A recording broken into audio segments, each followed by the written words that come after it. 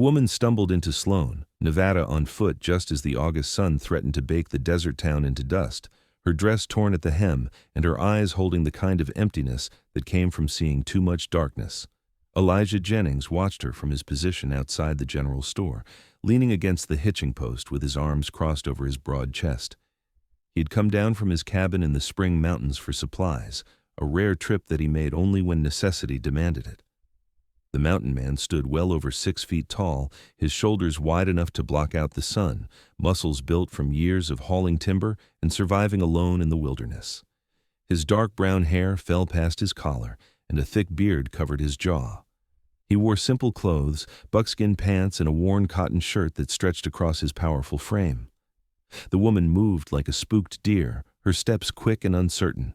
She was young, maybe 22 or 23, with auburn hair that had come loose from its pins and hung in tangled waves around her face. Even from a distance, Elijah could see the bruises on her arms, fading from purple to yellow.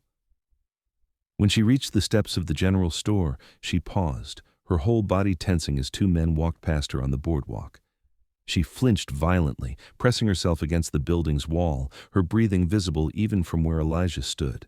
The men barely noticed her, continuing their conversation about cattle prices, but the woman remained frozen for a long moment after they passed. Elijah felt something tighten in his chest.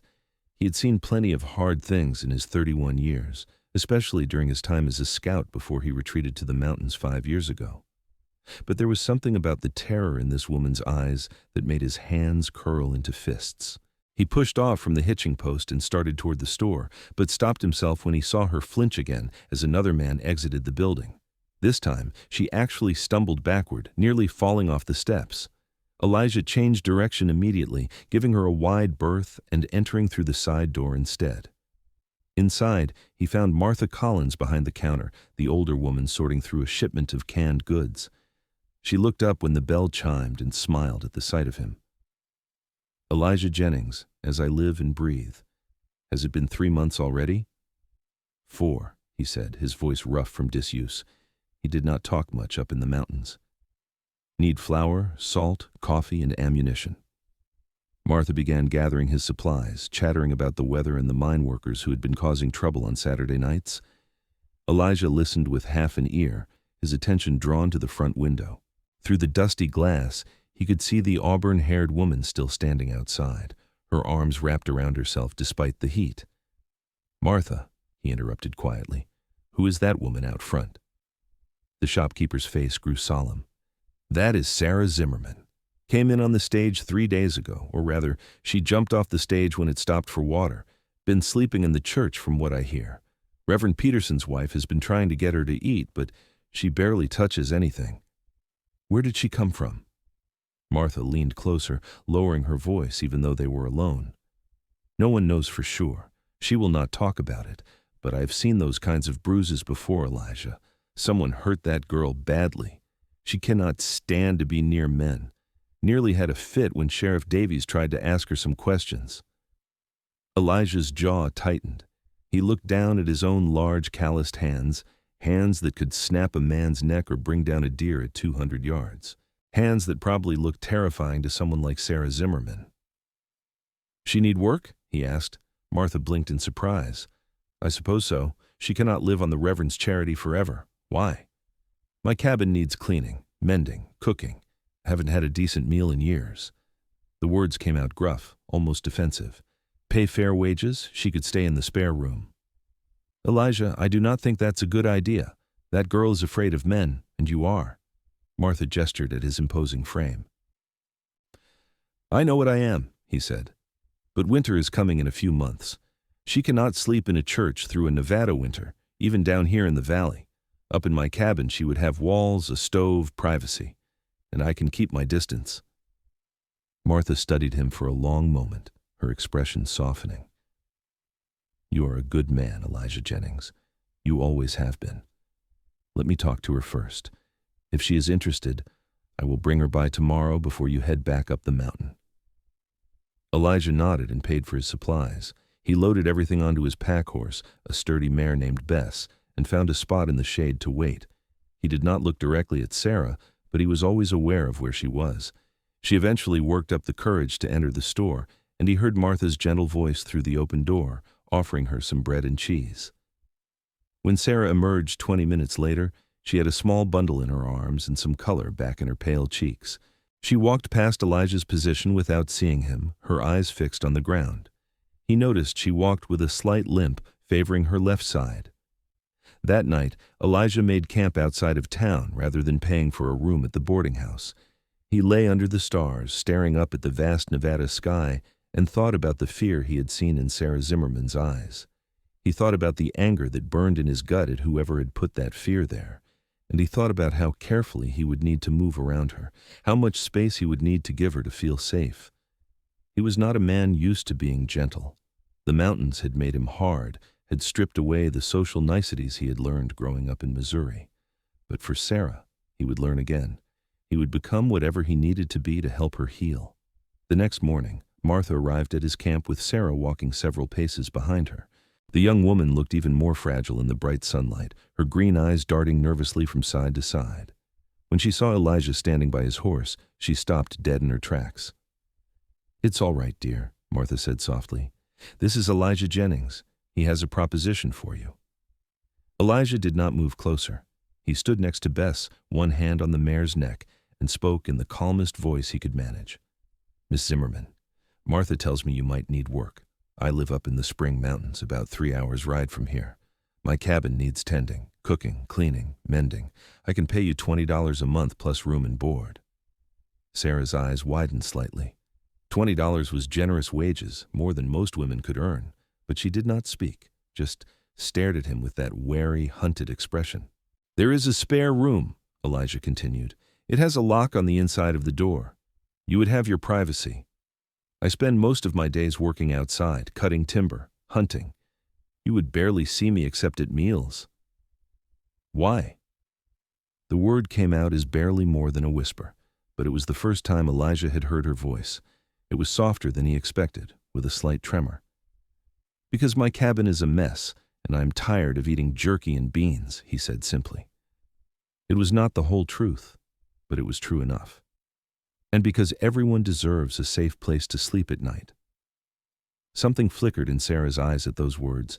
She looked at Martha, who nodded encouragingly, then back at Elijah, her hands twisted in the fabric of her skirt. "I cannot ride," she said quietly. "Bess can carry both of us. You can ride in front, I will stay back."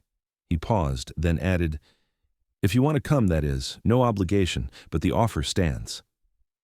Sarah was quiet for so long that Elijah thought she would refuse.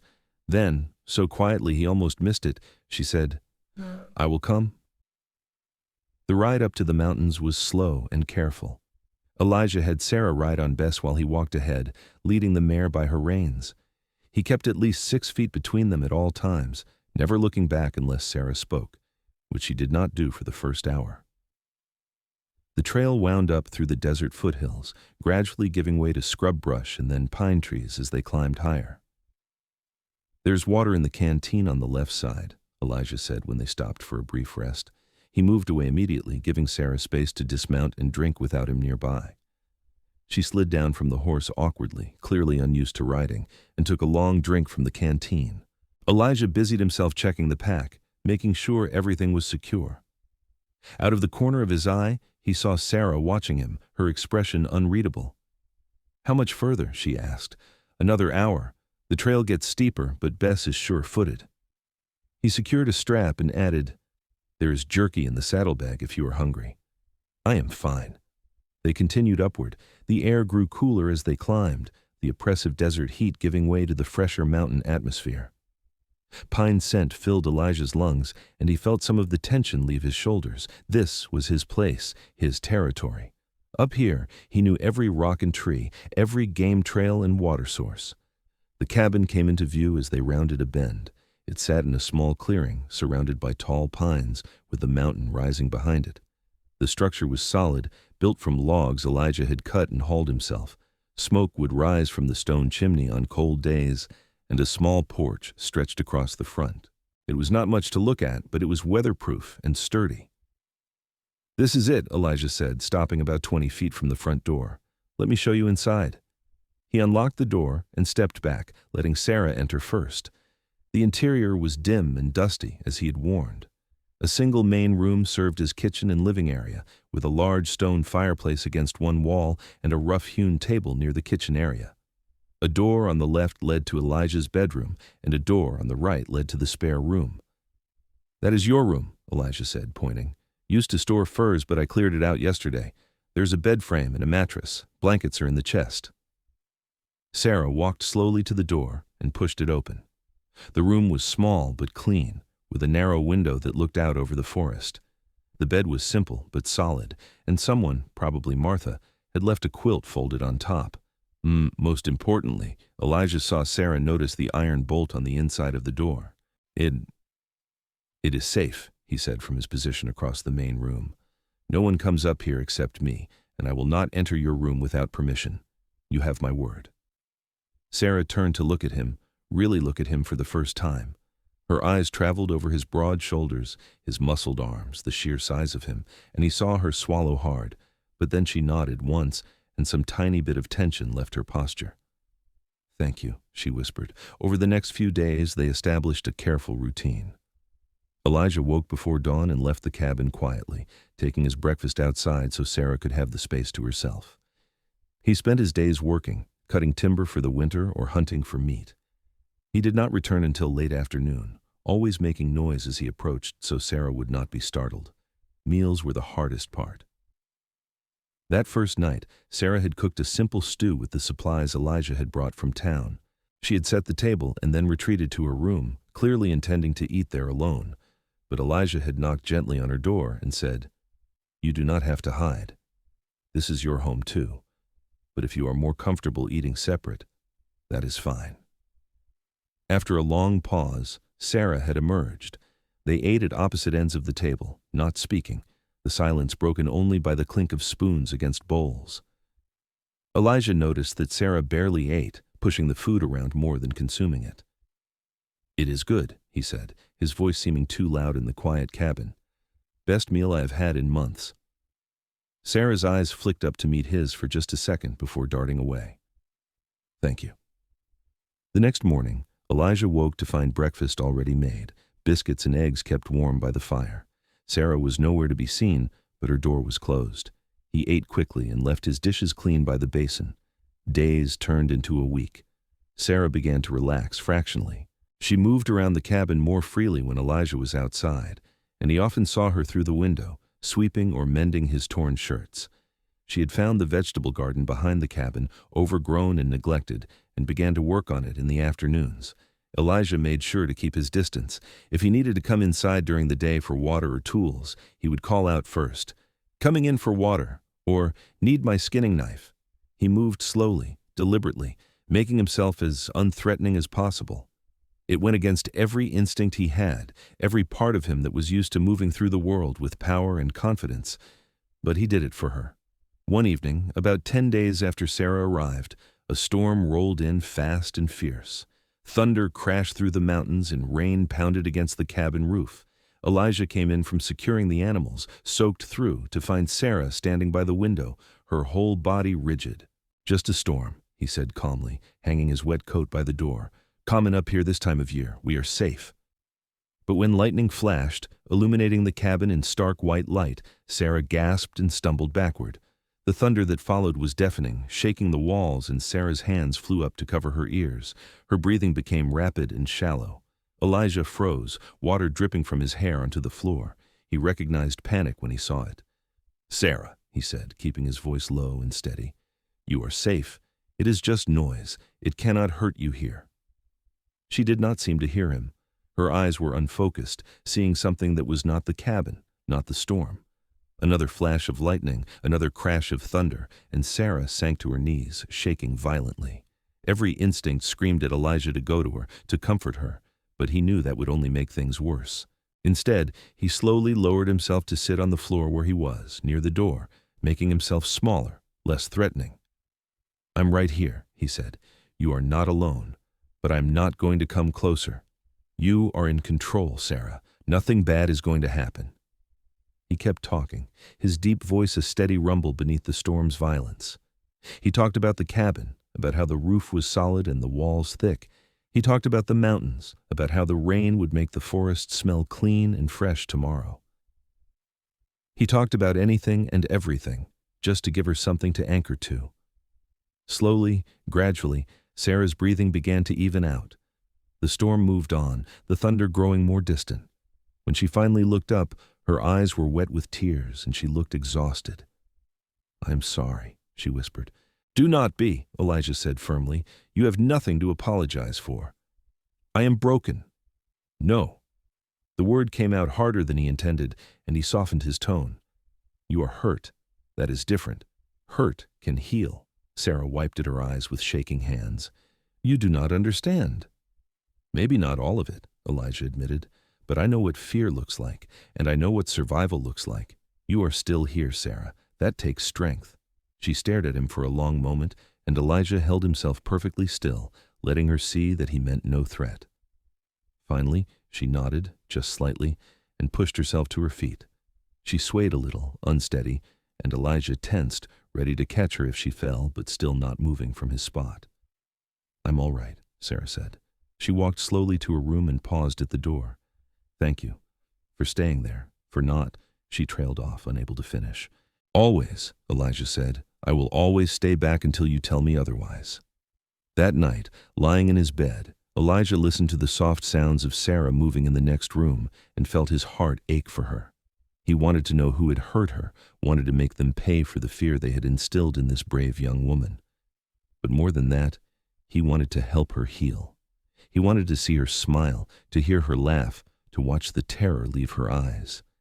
He was not a patient man by nature, but for Sarah, he would learn patience. The weeks that followed brought subtle changes. Sarah began to speak more, short sentences here and there.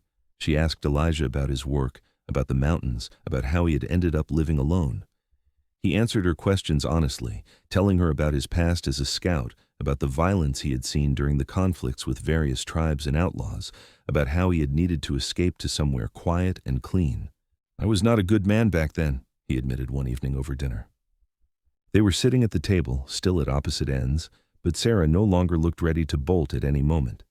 "Did things I'm not proud of, hurt people because I was told to, finally could not stomach it anymore, so I came here."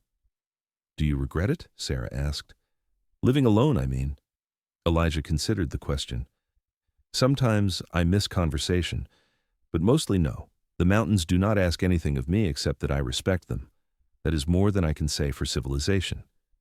"I understand that," Sarah said quietly, "wanting to be away from people." "You're welcome to stay as long as you want," Elijah said. "I mean that. This winter, next winter, forever, if that is what you need." Sarah's eyes met his, and he saw surprise there, and something else he could not quite name. "You barely know me." "I know enough. I know you are kind. I know you work hard. I know you have been through something terrible, and you are still standing." He paused, then added, "That is more than enough." A faint color rose in Sarah's cheeks, the first time Elijah had seen her blush. She looked down at her plate, but he thought he saw the ghost of a smile on her lips. As September arrived and the air grew cooler, Sarah began to venture outside more. She would work in the garden while Elijah chopped wood, maintaining a careful distance between them, but no longer hiding inside. Sometimes Elijah would look up from his work to find her watching him, her expression thoughtful. When their eyes met, she would not immediately look away anymore. One afternoon, Elijah was working on repairing the porch steps when he heard Sarah scream. He dropped his tools and ran toward the sound, his heart pounding, to find her backed against a tree, staring at a large bull snake that had slithered across her path. "It is all right," Elijah said quickly, stopping several feet away. "It is just a bull snake, not poisonous. It eats rats." But Sarah was breathing hard, her eyes wide with panic. The snake, disturbed by the commotion, raised its head and hissed. Sarah screamed again and stumbled, losing her balance. Elijah moved without thinking, closing the distance between them in 3 long strides. He caught Sarah before she could fall, one strong arm wrapping around her waist, the other bracing against the tree. For a moment they were pressed close together, and Elijah could feel Sarah's rapid heartbeat against his chest, could smell the lavender soap she used in her hair. Then Sarah went absolutely rigid in his arms, her breath catching in a way that had nothing to do with the snake. Elijah released her immediately, stepping back with his hands raised. "I'm sorry," he said quickly. "I should not have grabbed you. I just did not want you to hit your head on the tree." Sarah was trembling, her arms wrapped around herself, but she was not looking at him with the same blind terror he had seen before. Instead, she looked confused, almost surprised. "You let go," she whispered. "Of course I did. I said I would never touch you without permission. He never let go." The words escaped before Sarah seemed to realize she was saying them. Her eyes widened, and she clapped a hand over her mouth. Elijah's blood ran cold. "Who is he, Sarah?" She shook her head, backing away. The snake had long since slithered off into the underbrush, forgotten. I cannot talk about it." "You do not have to," Elijah said, though everything in him wanted to press, wanted to know who had put that look in her eyes. "But I need you to know that you are safe here. No one is going to hurt you, not while I am breathing." Sarah stared at him, and tears began to roll down her cheeks. "Why are you being so kind to me? You do not even know me. I could be anyone. I could be a criminal, a liar, anything."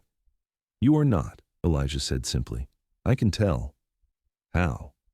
"Because criminals do not cry over snakes, and liars do not work as hard as you do. And people who deserve bad things do not flinch when thunder crashes." He took a slow breath. "You are a good person who had bad things happen to her. That is all I need to know." Sarah sobbed once, then twice, and then she was crying in earnest, huge, gasping cries that shook her whole body. Elijah stood where he was, his hands clenched at his sides, wanting desperately to comfort her, but knowing he could not. So instead he talked, his deep voice steady and sure. "Let it out. You have been holding it in too long. Cry as much as you need. I am right here, and I'm not going anywhere. You are allowed to feel whatever you are feeling. It is all right." They stood there for a long time, Sarah crying while Elijah kept watch, protecting her in the only way he knew how. When her tears finally subsided, she wiped her face with her sleeve and gave him a watery look. "Thank you," she said, "for not coming closer, for just being there." "Always," Elijah said. That night, for the first time, Sarah did not lock her bedroom door. Elijah heard, or rather did not hear, the usual click of the bolt sliding home. He lay awake for hours, aware of that unlocked door, aware of what it meant that she trusted him enough to sleep without that barrier between them. October brought the first snow to the high peaks, and Elijah began preparing in earnest for winter. He spent long days cutting and stacking firewood, hunting and smoking meat, making sure they would have everything they needed for the months when the cabin might be snowed in. Sarah worked alongside him in her own way, preserving vegetables from the garden, sewing warmer clothes, preparing the cabin for the cold.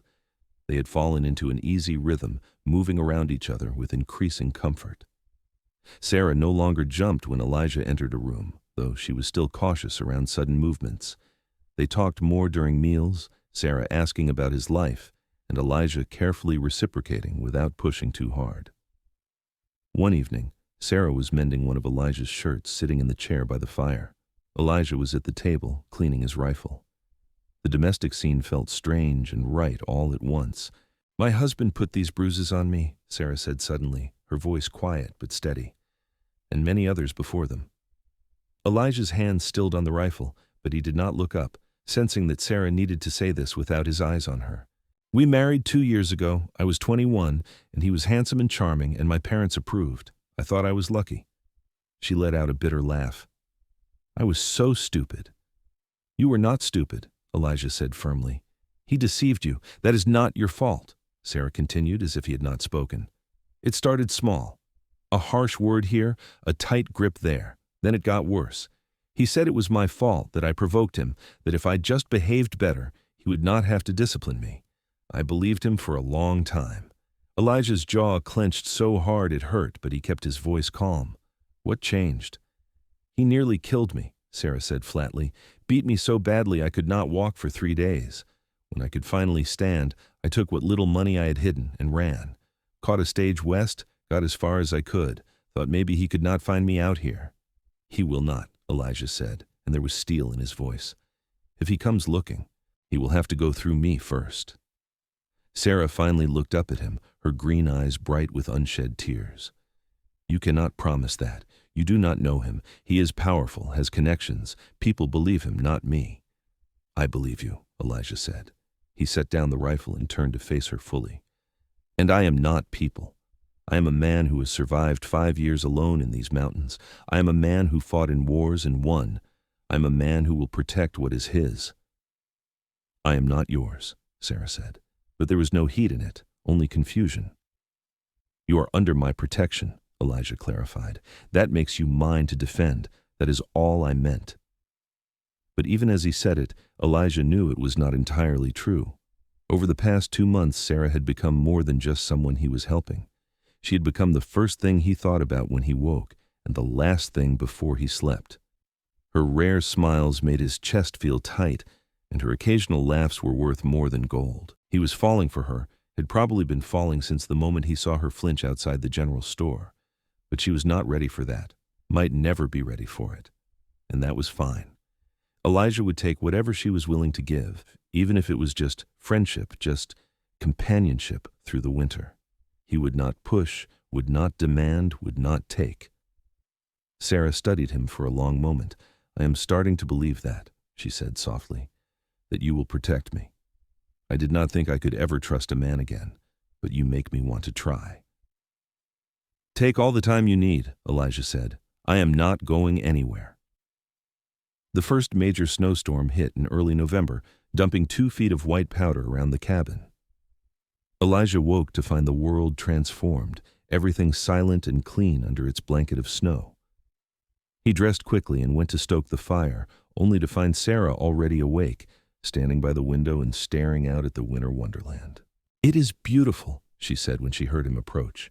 She did not turn around, but she did not stiffen either, comfortable now with his presence. It is, Elijah agreed, coming to stand several feet behind her, also deadly. We will be snowed in for a few days until I can dig us out. I do not mind, Sarah said. She glanced back at him, a small smile on her lips. I have everything I need right here. Elijah's heart stuttered in his chest. That smile, rare and precious, was directed at him. I will make breakfast, he said gruffly, needing something to do with his hands. They spent the day inside, Sarah reading from the small collection of books Elijah owned while he worked on repairing some leather tack. The wind howled outside, but inside the cabin was warm and cozy. As evening approached, Sarah set aside her book and stretched. I'm going to make stew for dinner, she announced. Then, hesitantly, would you like to help? Elijah looked up in surprise. Help cook? You do not have to, but I thought maybe it would be nice. I could teach you a few things. It was such a simple offer, but Elijah understood what it really meant. Sarah was inviting him into her space, into the kitchen area that had been her domain. She was saying she could handle him being close. I would like that, he said carefully, setting aside his work and standing. They moved around the kitchen together, and though Elijah was hyper-aware of maintaining distance, Sarah seemed relaxed. She directed him to chop vegetables while she prepared the meat, occasionally stepping close to check his work or correct his technique. Each time she came near without flinching, Elijah felt a surge of something warm and hopeful in his chest. At one point, Sarah reached past him to grab a spice jar, and her arm brushed against his. She froze for a second, and so did Elijah, both of them aware of the contact. Then Sarah completed the motion and stepped back, meeting his eyes. Sorry, she said. Do not be, Elijah replied. It was fine. Yes, Sarah said slowly, as if realizing it herself. It was fine. They finished preparing dinner together, and when they sat down to eat, Sarah did not sit at the far end of the table. Instead, she sat just 1 seat away, close enough that Elijah could have reached out and touched her hand if he wanted. He did not, but the fact that he could meant everything. Over the following weeks, as winter tightened its grip on the mountains, Sarah grew bolder. She began to sit next to Elijah by the fire in the evenings, reading while he carved wood or mended tools. Sometimes their shoulders would brush, and Sarah would not pull away. She started asking him questions about his past, real questions, and Elijah found himself opening up in ways he had not with anyone in years. Tell me about Missouri, she said one night, her voice drowsy from the fire's warmth. Not much to tell. Grew up on a farm, had 3 brothers. All of them stayed to work the land. I was the restless one, wanted to see what was beyond the next hill. Do you miss them? Sometimes, Elijah admitted, but we were never close. My father was a hard man, believed in harsh discipline. My brothers took after him. He paused, then added quietly, I swore I would never be like that, never raise my hand in anger. Sarah looked at him, understanding in her eyes. You are nothing like that. You are the gentlest man I have ever met. Elijah let out a short laugh. I do not think anyone has ever called me gentle before. Then they did not know you, Sarah said firmly. Not really, they only saw the outside. She reached out, tentative, and laid her hand on his arm. The touch was feather-light, barely there, but it sent electricity through Elijah's entire body. I see the inside. Elijah looked down at her small hand on his muscled forearm, afraid to move, afraid to breathe and break the spell. Sarah, he said, his voice rough. I am not afraid of you anymore, she whispered. I have not been for a while now. I just did not know how to tell you. You can tell me anything, Elijah said, or nothing at all. There is no pressure, no expectation. Sarah's fingers tightened slightly on his arm. What if I want there to be? Elijah's breath caught. Want there to be what? Expectation. Something more. Sarah's cheeks flushed pink, but she held his gaze. I feel safe with you, Elijah. For the first time in years, I feel like I can breathe. And somewhere along the way, it became more than just feeling safe. I started feeling happy. I started feeling like maybe I could have a life again. With you. Every word was a gift Elijah had not dared to hope for, but he had to be sure, had to know she was ready. Sarah, you have been through so much. I do not want you to confuse gratitude with something else. I do not want you to think you owe me anything. I do not, Sarah said firmly. She moved her hand from his arm to his face, cupping his bearded jaw in her palm. Elijah held perfectly still, letting her control the contact. I am choosing this. I am choosing you. If you will have me. If I will have you, Elijah repeated, his voice cracking. Sarah, I've been half in love with you since the day you walked into my cabin, fully in love by the time that first storm hit. I've been holding back because I did not want to pressure you, did not want to make you uncomfortable. Tears welled in Sarah's eyes, but they were happy tears. You love me? With everything I am, Elijah said. He lifted his hand slowly, telegraphing the movement, and brushed a strand of hair back from her face. You are the strongest, bravest person I have ever met. How could I not love you? Sarah let out a sound between a laugh and a sob. Then, moving slowly but deliberately, she leaned forward and pressed her lips to his. The kiss was soft, tentative, and perfect. Elijah held himself in check, letting Sarah set the pace, letting her maintain control. When they pulled apart, Sarah was smiling, really smiling, bright and genuine. I love you too, she said. I think I have for a while. I was just too afraid to admit it, even to myself. Elijah wrapped his arms around her, slowly and carefully, giving her every chance to pull away. Instead, she melted into his embrace, her head resting against his broad chest. He held her like she was made of spun glass, precious and fragile. We will go at your pace, he murmured into her hair. Always. Whatever you need, however long it takes. I know, Sarah said. That is why I love you. They sat like that for a long time, Sarah in Elijah's arms by the fire, the wind howling outside while they remained safe and warm inside. It was not a dramatic moment, not filled with grand gestures or passionate declarations. It was quiet and real and exactly what both of them needed. That night when they said goodnight, Elijah kissed Sarah's forehead gently and watched her go to her room. She paused at the door and looked back at him. Leave your door open, she said. I will leave mine open too, so we know the other is there. All right, Elijah said, his heart full to bursting. He lay in his bed that night and listened to the sound of Sarah's breathing from the next room, slow and even, peaceful in sleep. She was not locked away, not hiding behind a barricade. She was just there, trusting him completely. Elijah had never felt so honored in his life. December brought deep snow and frigid temperatures. The cabin was cut off from the rest of the world, and supplies were tight, but neither Sarah nor Elijah minded. They had each other, and that was enough. They spent their days working together to maintain the cabin, cooking and cleaning and keeping warm. In the evenings, they sat close by the fire, Sarah often tucked against Elijah's side, and talked about everything and nothing. Sarah began to tell him more about her past, about her life before her husband. She had been a teacher, loved working with children, had dreamed of having a family of her own someday. That dream had turned into a nightmare with her marriage, but now with Elijah, she was beginning to hope again. "I want children," she said one night, "someday, when I am ready."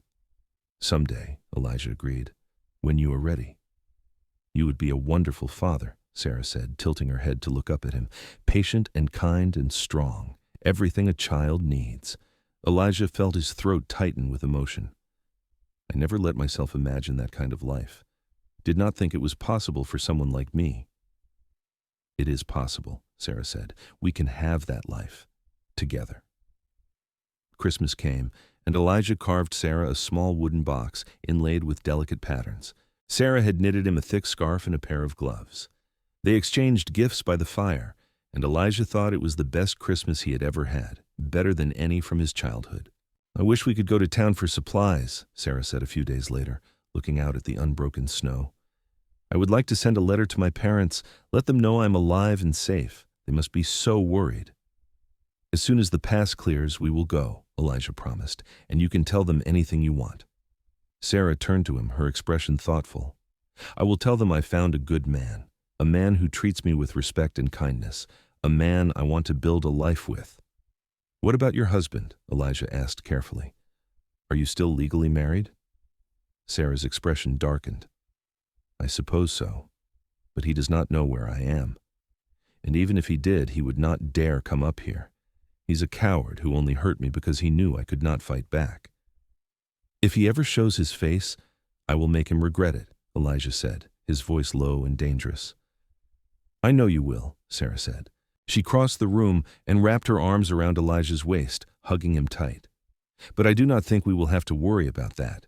He will have moved on by now, found some other poor woman to torment. Men like him always do." Elijah held her close, wishing he could erase all the pain from her past. But since he could not, he would do the next best thing. He would give her a future so full of love and safety that the past faded into insignificance. By late January, the snow had begun to melt enough that the pass to town became accessible. Elijah and Sarah made the journey down together, Sarah riding on Bess, while Elijah walked alongside. It felt strange to be around other people after months of isolation, but Sarah seemed more confident now, no longer flinching away from every man they passed. Martha was delighted to see them both, pulling Sarah into a hug and beaming at Elijah. "I had a feeling things would work out," she said. "You two look happy." "We are," Sarah said, glancing at Elijah with open affection. They restocked their supplies, and Sarah sent a letter to her parents in Ohio, carefully worded to let them know she was safe without revealing her exact location. Elijah posted a notice at the sheriff's office, making it clear that Sarah Zimmerman was under his protection, and any man looking for her would have to answer to him. Sheriff Davies, a grizzled man in his 50s, read the notice and nodded approvingly. "That husband of hers comes around. I will send him your way," he said, "after I have a word with him first." "Appreciated," Elijah said. They stayed in town overnight at the boarding house, Elijah getting a room for Sarah and bedding down in the livery stable himself. Sarah had protested, but Elijah insisted.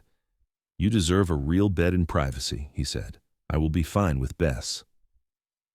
The next morning, they began the journey back up to the cabin. Halfway there, Sarah asked Elijah to stop. When he did, she dismounted from Bess and walked over to him. "I have been thinking," she said, her breath forming small clouds in the cold air. "About us? About the future?"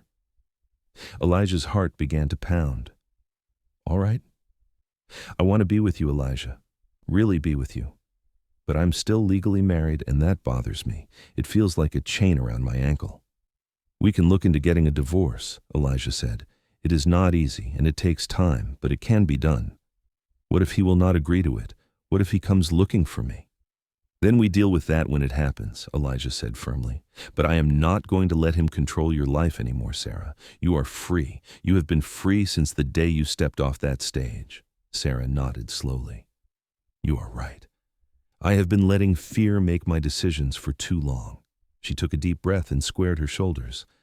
I'm going to file for divorce, and when it is final, I want to marry you, if you will have me. Elijah felt like all the air had been knocked out of his lungs. Sarah, are you sure?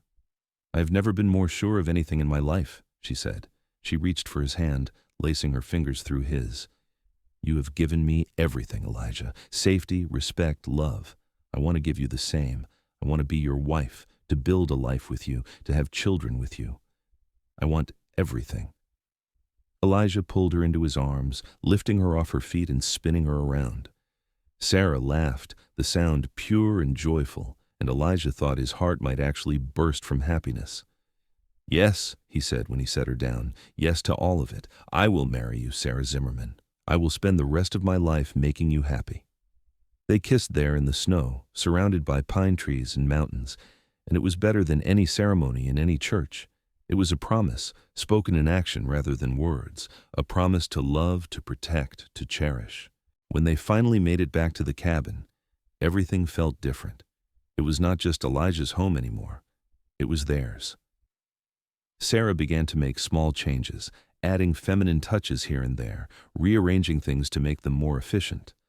Elijah loved every change because each one meant Sarah was putting down roots, making this place her own.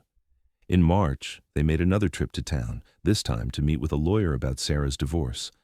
The process would be complicated, especially since Sarah had fled without informing her husband. But the lawyer assured them it was possible, particularly given the circumstances of abuse. It will take time, the lawyer said, perhaps as long as a year, but we will get it done. Whatever it takes, Sarah said, her hand firmly gripping Elijah's. They returned to the mountains to wait. Spring came slowly at the higher elevations, snow melting to reveal fresh green growth. Sarah planted a new garden, more ambitious than before, and spent hours working the soil. Elijah expanded the cabin, building on an additional room that could serve as a nursery someday. They grew even closer during those months, their physical relationship deepening as Sarah became more comfortable with intimacy.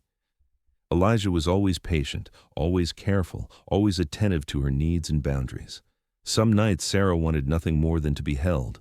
Other nights she wanted more, and Elijah gave her everything she asked for with reverence and love. I never knew it could be like this, Sarah said one night, lying in Elijah's arms in his bed, which had become their bed. Gentle and beautiful. He made me think it was supposed to hurt, supposed to be something I endured. Never with me, Elijah murmured, kissing her temple.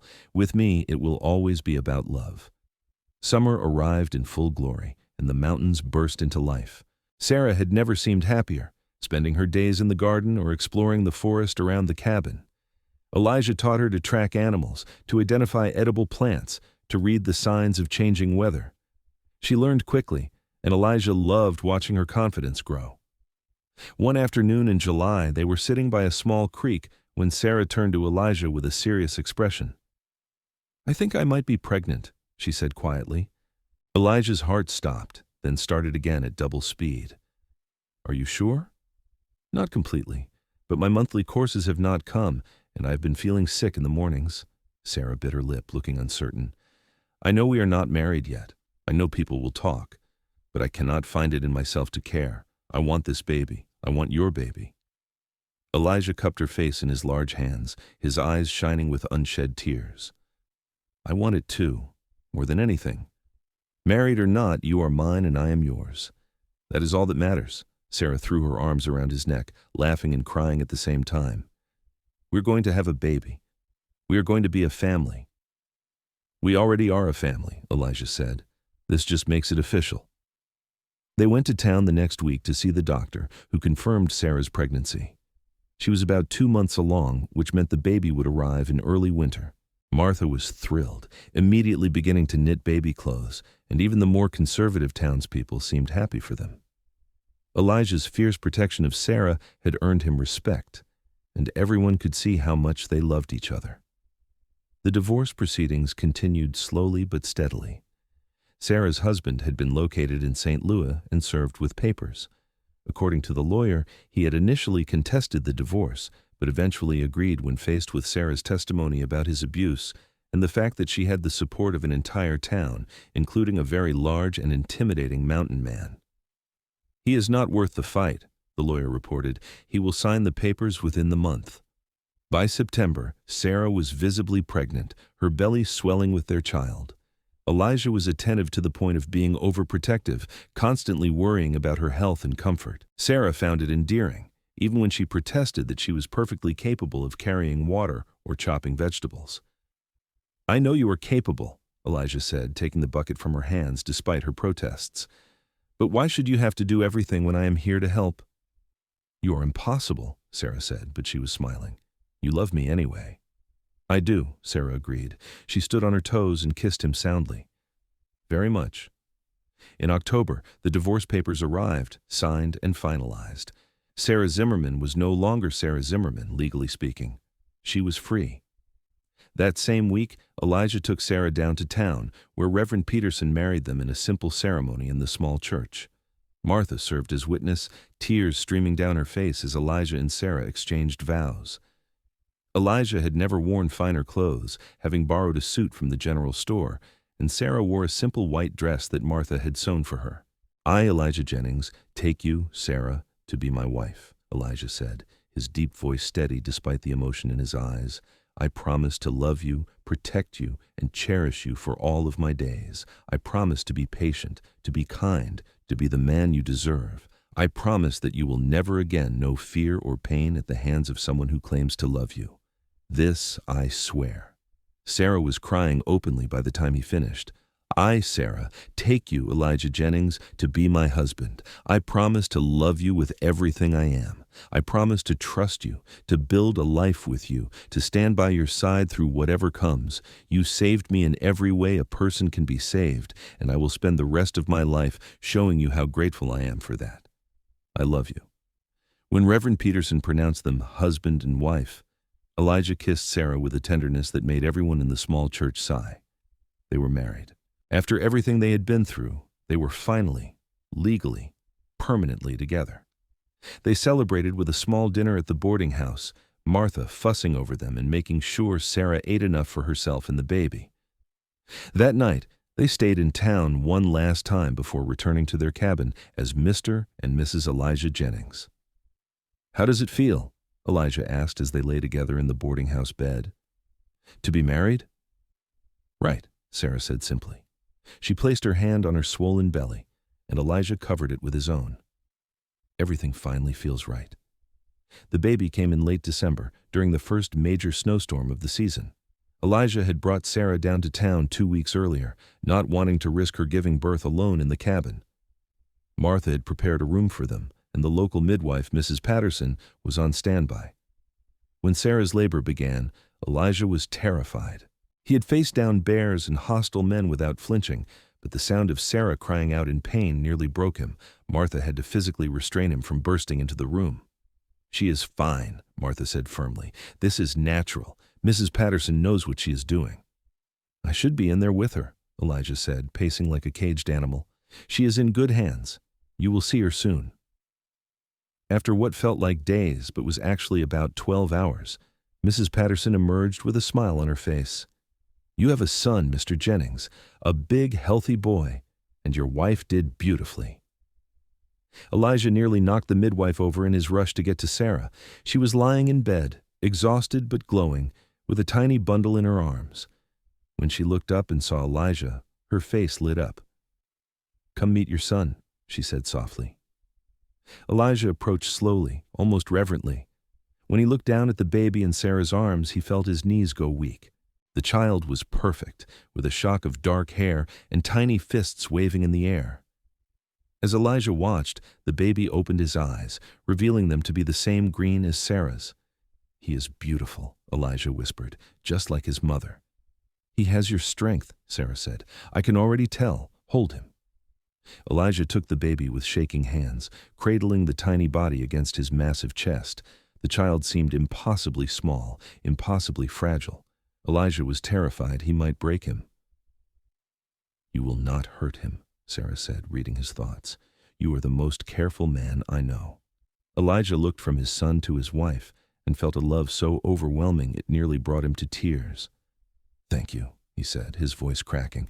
Thank you for this, for him, for everything. Thank you, Sarah countered, for saving me, for loving me, for giving me a life worth living. They named the baby Ethan Marcus Jennings. Ethan, because both of them liked the strength of the name, and Marcus after Elijah's grandfather, the only member of his family who had ever shown him real kindness. The first few weeks with a newborn were exhausting. Ethan was a healthy baby with a powerful set of lungs, and he seemed to need feeding every 2 hours.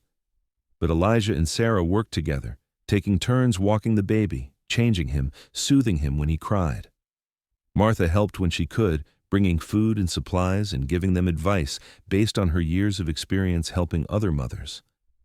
By February, they were finally able to return to the cabin. The journey was slow and careful, with Ethan bundled against the cold and Sarah riding on Bess while Elijah walked ahead, breaking trail through the snow. But when they finally arrived home, it felt perfect. Elijah carried Sarah and Ethan over the threshold, a silly tradition that made Sarah laugh. Inside, the cabin was warm, the fire that Elijah had asked a friend to maintain still burning steadily.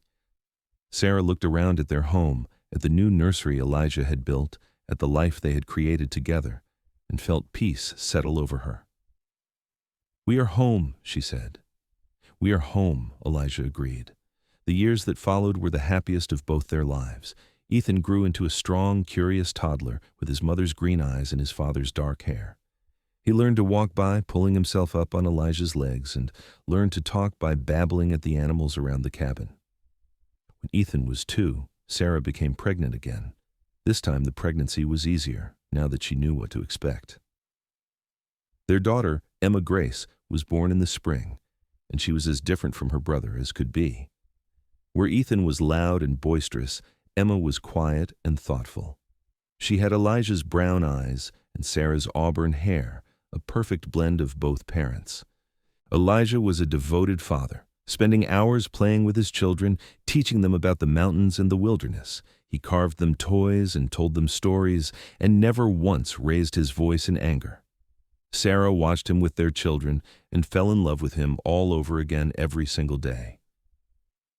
"You are everything I dreamed a father could be," she told him one evening, watching as he gently rocked Emma to sleep while Ethan climbed all over his back. "I have good motivation," Elijah replied, smiling at her over their daughter's head. "I want them to grow up feeling loved and safe, the way I wished I had, the way you deserved to." The cabin expanded again as the family grew. Elijah added on rooms, built a bigger porch, even constructed a small barn for the animals they had accumulated over the years. Sarah's garden flourished, providing much of their food during the warm months. They made trips to town several times a year, and Ethan and Emma became favorites among the townspeople, who always had candy or small gifts for the Jennings children. When Ethan was 5 and Emma was 3, Sarah found herself pregnant once more. This pregnancy was a surprise, as they had thought they were done having children. But both Elijah and Sarah were thrilled at the prospect of another baby. Their second son, Daniel Thomas, was born in the fall, and he completed their family. Daniel was a happy, easy baby, content to be passed from person to person, always smiling. Ethan and Emma doted on their baby brother, and the cabin was filled with the sound of children's laughter. As the children grew, Sarah began teaching them to read and write, passing on the skills she had learned during her time as a teacher. Elijah taught them practical skills, how to track animals, how to chop wood safely, how to respect the wilderness that was their home. The Jennings children grew up strong and confident, secure in the love of their parents. On their 10th wedding anniversary, Elijah surprised Sarah by taking her on a trip, just the 2 of them. Martha agreed to watch the children for a week, and Elijah led Sarah deep into the mountains to a beautiful meadow filled with wildflowers. "I wanted to show you this," he said as they stood looking out over the vista. "I found it years ago before I met you. Used to come here when I needed to think. It is the most beautiful place I have ever seen." Sarah looked around at the flowers, the trees, the distant peaks, and smiled. "It is beautiful, but it is not the most beautiful thing I have ever seen." "What is?" Elijah asked. Sarah turned to face him, taking both of his large hands in hers. "You are. You and our children and the life we have built together. That is the most beautiful thing in the world to me." Elijah pulled her close, kissing her with the same passion and tenderness he had shown on their wedding day. "I love you, Sarah Jennings. I have loved you from the moment I saw you, and I will love you until my last breath." "And I love you," Sarah replied. "Thank you for being patient with me. Thank you for keeping your distance until I was ready to reach for you. Thank you for everything." They stood there in the meadow, holding each other, two people who had found healing and love in each other's arms. The journey had not been easy, but it had been worth it. Every moment of fear, every moment of doubt had led them to this, to happiness, to family, to forever. Years continued to pass. Ethan grew into a young man who looked remarkably like his father, tall and broad-shouldered with the same gentle strength.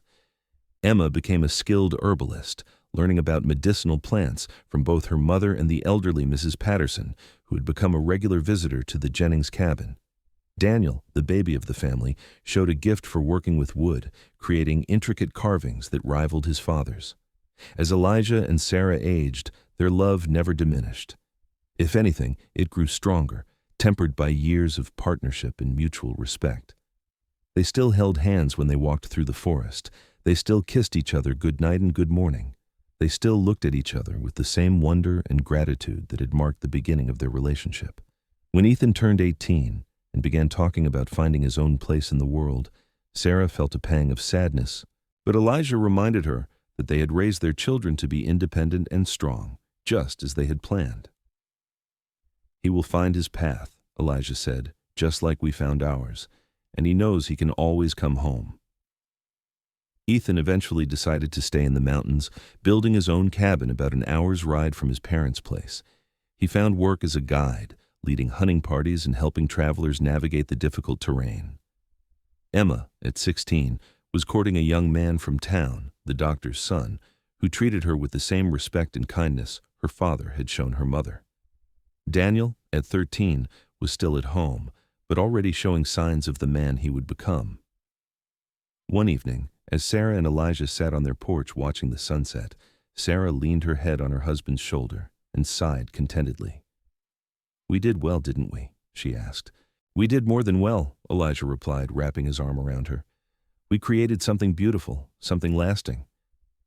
"I never thought I could have this," Sarah admitted. "After everything that happened, I thought I was too broken to ever be happy again." "You were never broken," Elijah said firmly, a statement he had made countless times over the years and would continue to make for the rest of his life. "You were wounded, but wounds heal, especially when they are tended with love." Sarah turned to kiss him, soft and sweet. "You tended mine very well." "And you tended mine," Elijah said. "I did not realize how lonely I was until you came into my life. You gave me purpose, gave me a family, gave me reasons to smile every single day." They sat together as the sun dipped below the mountains, painting the sky in shades of orange and purple. Inside the cabin, they could hear Daniel working on his latest carving project, the soft sounds of his knife against wood. Smoke rose from the chimney, carrying the scent of the stew Sarah had made for dinner. It was an ordinary evening, one of thousands they had shared over the years, but it was also perfect, a testament to everything they had built together. From terror and trauma had come healing and hope. From distance and fear had come closeness and love. From two broken people had come a whole family, strong and healthy and happy. As the stars began to appear in the darkening sky, Elijah stood and offered his hand to Sarah. "Come on, Mrs. Jennings, let's go inside." Sarah took his hand, letting him pull her to her feet. Even after all these years, the simple act of holding his hand filled her with warmth and security. She thought back to that frightened young woman who had stumbled into Sloan all those years ago, flinching at shadows, unable to imagine a future that did not include pain. That woman was gone, replaced by someone stronger, someone who knew her own worth and power. Sarah had healed, had grown, had thrived, and it was all because of the mountain man who had noticed her flinching, who had kept his distance, who had waited with infinite patience until she was ready to reach for him. And when she had reached, he had been there, solid and sure and true. He had caught her, held her, loved her. He had given her everything she needed to heal, and then he had given her so much more. As they walked inside together, hand in hand, Sarah felt nothing but gratitude for the path that had led her here. The pain of her past had been terrible, but it had brought her to Elijah.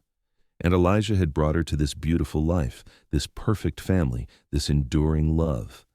She would not change a single moment of her journey because every step had been necessary to bring her home. Home to the mountains, home to the cabin, home to the man who had saved her in every way that mattered, home to love. The seasons continued their eternal cycle around the Jennings homestead. Winter snows gave way to spring flowers, which surrendered to summer heat, which bowed to autumn colors. Through it all, Elijah and Sarah remained constants for each other, their love the foundation upon which their entire family was built. As they entered their later years, both of them slowing down but still vital and engaged with life, they began to see their grandchildren arrive. Ethan married a woman from town, a schoolteacher named Lucy, and they had 3 children in quick succession. Emma married her doctor's son, and they settled in Sloan where he took over his father's practice. Daniel, true to his nature, took his time, but eventually brought home a quiet woman who worked at the general store, and they began their own family. The Jennings cabin, which had once housed a terrified young woman and the lonely mountain man who had offered her sanctuary, became the gathering place for the entire family. Every holiday, every birthday, every important milestone brought them all together. The cabin echoed with the voices of grandchildren playing, with the laughter of adult children sharing stories, with the quiet conversations of a couple who had built something extraordinary out of broken pieces. On their 25th wedding anniversary, surrounded by their children, their grandchildren, and half the town of Sloan, Sarah stood and raised her glass in a toast. 25 years ago I was lost, she said, her voice still strong despite the silver in her auburn hair. I had given up on ever being happy, ever being safe, ever being loved, and then I met a man who changed everything. She turned to look at Elijah, who sat beside her with tears glistening in his eyes. Elijah Jennings is the best man I have ever known. He is patient and kind, strong and gentle, fierce and tender. He saw me at my worst and loved me anyway. He gave me space when I needed it and caught me when I was ready to fall. He gave me this family, this life, this love. She paused, her own eyes filling with tears. I often think about that first day, when I stumbled into town more dead than alive. I think about how Elijah noticed me flinching, how he kept his distance, how he waited for me to be ready. Lesser men would have pushed, would have demanded, would have taken, but Elijah waited. And when I finally reached for him, he was there. He has been there every day since. Through every joy and every sorrow, every triumph and every challenge, he has been my rock, my partner, my love. Sarah raised her glass higher. To my husband, the mountain man who saved my life in every way possible. To 25 years of marriage and to 50 more if we are lucky. To the love of my life. The room erupted in cheers and applause. Elijah stood and pulled Sarah into his arms, kissing her soundly while their family whistled and laughed around them. When they finally pulled apart, Elijah wiped the tears from Sarah's cheeks with his thumbs, his touch still gentle after all these years. You saved me too, he whispered, just loud enough for her to hear. Never forget that. You saved me too. They stayed like that for a moment, lost in each other, while the celebration continued around them. Then Daniel raised his own glass and called for a toast to his parents, and the room quieted again. To Ma and Pa, Daniel said, his voice thick with emotion, who taught us what real love looks like, who showed us that strength is not about violence or domination, but about patience and protection, who built a home in these mountains that will stand for generations, not because of the logs and nails, but because of the love that fills every corner. He smiled at his parents. Thank you for being exactly who you are. Thank you for giving us this family. Thank you for showing us that healing is possible, that love can conquer fear, that broken things can become beautiful again. More cheers, more applause. The party continued long into the night, with music and dancing and stories shared around the fire. Elijah and Sarah watched it all, their hands clasped together, their hearts full to overflowing. As the night grew late and the guests began to depart, Ethan approached his parents with Lucy and their children in tow. Ma, Pa, we want you to know something, he said. We have been talking, and we want to name our new baby after you. Lucy was pregnant again, her belly just beginning to show. "If it is a boy, Elijah. If it is a girl, Sarah." Sarah burst into fresh tears, and Elijah's voice was suspiciously rough when he thanked his son. To have a grandchild carry their names felt like the ultimate honor, the final proof that they had built something meaningful with their lives. Emma and Daniel made similar promises, wanting to honor their parents in the naming of their own future children. By the time everyone had gone home and Elijah and Sarah were alone in their cabin once more, both of them were emotionally exhausted, but deeply happy. "Can you believe it?" Sarah asked as they prepared for bed, moving through their nightly routine with the ease of long practice. 25 years, sometimes it feels like yesterday, and sometimes it feels like forever. "Both," Elijah said. He pulled her close, wrapping his arms around her from behind as she stood at the wash basin. "Every day with you has been a gift. I never take it for granted." Sarah leaned back against his broad chest, still solid despite his years. "Neither do I. You're the best thing that ever happened to me, Elijah Jennings." "And you are the best thing that ever happened to me, Sarah Jennings." They stood like that for a long moment, just holding each other, grateful for every single day they had been given. Then they climbed into bed, the same bed they had shared for 25 years, and curled up together as they always did. "I love you," Sarah whispered into the darkness. "I love you too," Elijah replied, "always and forever." As they drifted off to sleep, secure in each other's arms, neither of them thought about the past anymore. Sarah did not dream of the man who had hurt her, did not wake in fear or panic. Elijah did not worry about threats or dangers, did not feel the need to stand guard. They simply slept, peaceful and content, two people who had found each other against all odds and built a life more beautiful than either had dared to imagine. The mountains stood sentinel around them, eternal and unchanging. Inside the cabin, the fire burned low, casting gentle shadows on the walls. And in the bed they had shared for a quarter century, a mountain man and the woman who had reached for him slept side by side, their love a beacon of hope and healing that would shine for generations to come. Their story, which had begun with fear and distance, had become a testament to the transforming power of love. It proved that patience could overcome trauma, that gentleness could defeat violence, that respect could rebuild trust. Most of all, it proved that even the most damaged hearts could heal when given safety, time, and unconditional love. Elijah Jennings had noticed when Sarah flinched. He had kept his distance, giving her the space she needed to heal. And when she had finally reached for him, he had been there, ready to catch her, ready to love her, ready to spend the rest of his life proving that not all men were threats, that some were protectors, partners, and friends. And Sarah had taught Elijah that strength was not always about muscles and survival skills. Sometimes the greatest strength was in vulnerability, in opening your heart despite every reason to keep it closed, in choosing to trust when trust had been broken before.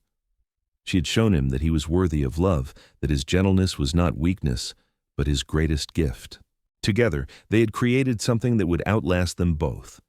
A family built on love and respect. A home filled with laughter and warmth. A legacy of healing that would touch not just their children and grandchildren, but everyone who heard their story and saw what was possible when broken people refused to stay broken. As the years continued to pass, as Elijah's hair turned from dark brown to silver and Sarah's auburn locks faded to white, their love remained constant.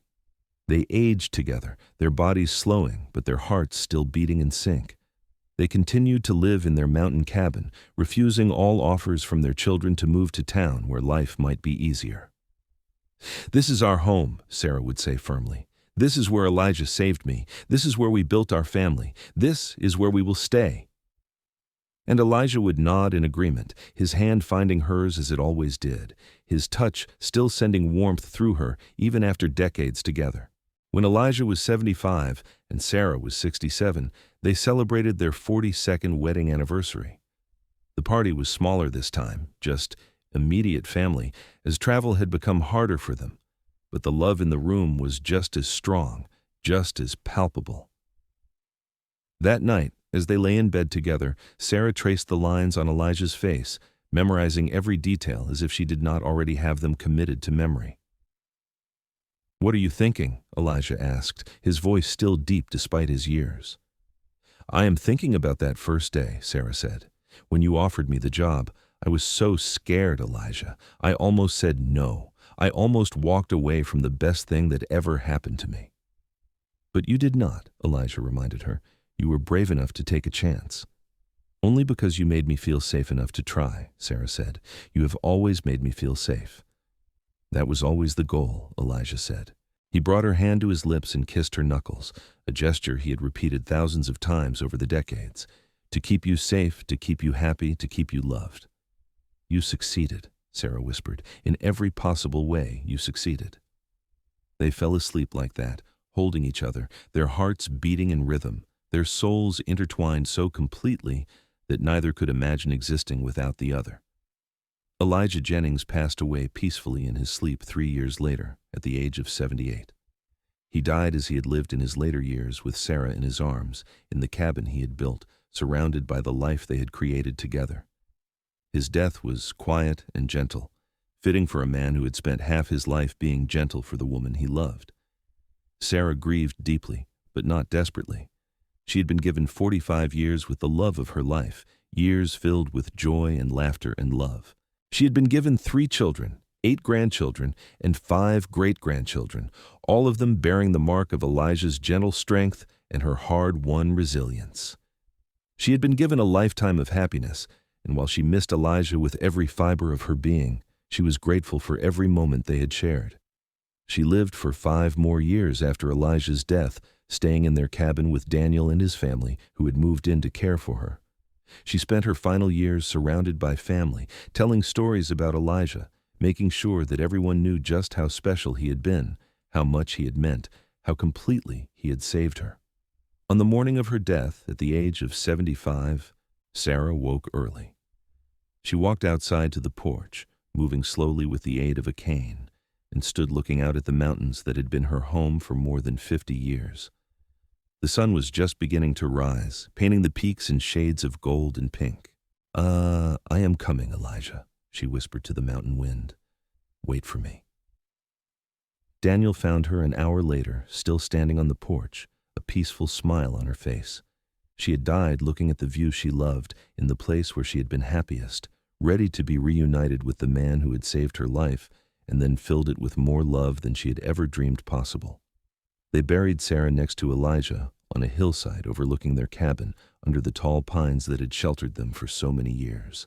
The entire family gathered, along with half the population of Sloan, to pay their respects to a woman who had overcome unimaginable trauma to build an extraordinary life.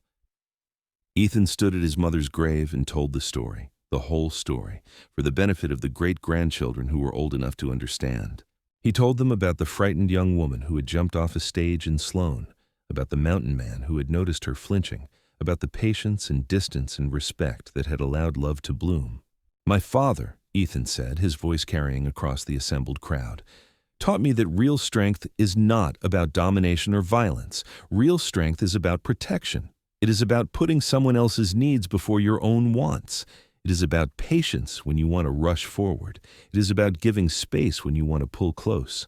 My father was the strongest man I ever knew, not because of his muscles or his survival skills, but because of his gentle heart." He turned to look at his mother's grave. "And my mother taught me that survival is not enough. She taught me that healing is possible, that happiness can follow horror, that love can bloom even in the most damaged soil. She taught me to never give up, to never accept less than I deserve, to never let fear make my decisions." Emma stepped forward, tears streaming down her face. "They gave us the greatest gift parents can give their children," she said. "They showed us what love really looks like, not the fairy tale kind. Well, not the easy kind, but the real kind. The kind that works through problems, that respects boundaries, that grows stronger with time. They taught us that love is a choice you make every day, a commitment you honor through action, not just words."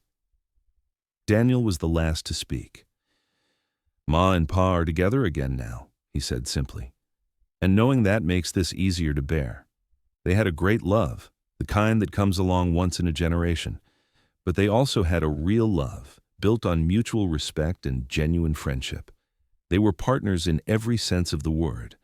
And their legacy lives on in all of us, in the lessons they taught us, in the family they built, in the love they showed us every single day. As the sun set over the mountains, casting long shadows across the graves, the Jennings family stood together, united in grief but also in gratitude.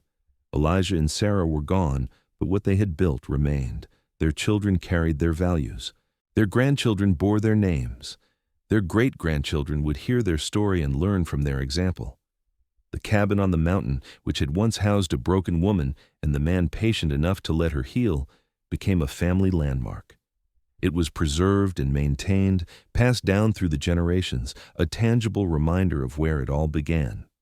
Future Jennings children would play in its rooms and hear the story of their ancestors, of the mountain man and the woman who had been brave enough to reach for him. And on quiet nights, when the wind blew through the pines and the stars shone bright overhead, some said you could feel the presence of Elijah and Sarah still lingering in that cabin. Not as ghosts, but as the love they had built there, so strong and true that it had become part of the very walls, the foundation, the heart of the home they had created. Their story became legend in Sloan, Nevada, and the surrounding mountains. It was told to children as a lesson in patience and respect. It was told to young couples as an example of real love. It was told to abused survivors as proof that healing was possible, that happiness could follow horror, that one person's kindness could change an entire life. The mountain man who had noticed she flinched when men came near, who had kept his distance until she reached for him, had given the world more than just his own family. He had given them hope. Hope that goodness still existed, that gentlemen were real, that some men understood that strength was about protection, not domination. And the woman who had been brave enough to reach for him, despite every reason to keep her hand pulled back, had shown the world that survival was only the first step, that healing was possible, that the human spirit could overcome almost anything when given safety, time, and love. Together, Elijah and Sarah Jennings had built something beautiful out of broken pieces. They had created a love story that would inspire generations. They had proved that sometimes the most powerful thing you can do for someone is to simply keep your distance until they are ready to come closer. Their graves stood side by side on the mountain under the whispering pines overlooking the cabin where their love had grown. And there they would remain for all time, together even in death as they had been in life, a testament to the transforming power of patient, respectful, unconditional love. The end had come for both of them, as it must come for all living things. But their story had no ending, not really. It lived on in their descendants, in the family they had built, in the lessons they had taught. It lived on in every person who heard their tale and learned that healing was possible, that love could conquer fear, that broken hearts could be made whole again. Elijah and Sarah Jennings had found each other in the wild west of Nevada, in a time when life was hard and survival uncertain. Against all odds, they had built a life together, a family together, a love that would echo through the ages. And in doing so, they had proved something essential about the human condition. That we all deserve to feel safe. That patience is often the greatest gift we can give someone. That respect is the foundation of real love. That keeping your distance until someone is ready to reach for you is not weakness, but the truest form of strength. Their story was complete. Their love had endured. Their legacy would continue forever.